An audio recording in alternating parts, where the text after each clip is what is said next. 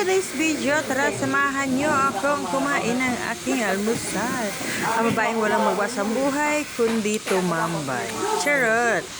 At syempre, after natin magluto, tayo naman ating mag-aalmusal. O, diba? Ayan yung mga niluto kong chicken yan. Chicken skinless at itlog. Syempre, yun na muna inuna ko.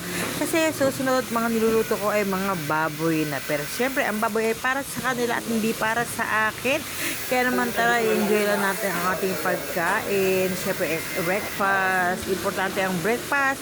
Hanggat may makakain, kumain lang ng kumain. Sayang ang pinagpagura mong pagtataba. O, diba? Sayang, tumaba ka na. Huwag mo nang huwag mo na iwan yan. Talaga namang kain na ng kain hanggat merong pagkain at merong blessing na binibigay sa atin si Lord. O, diba? Kaya naman, thank you. Dahil marami tayong pagkain na nakakain every day, every minute. O, diba? Charot! At syempre, after natin kumain, ay maliligo tayo, magsiswimming na natin at para ma-enjoy natin ang life. O, di ba, enjoy ang life. Kasi naman, kahit mag-isa lang tayo, wala ang ating asawa, basta enjoy lang ang buhay. Kaya naman, tara, kain po tayo.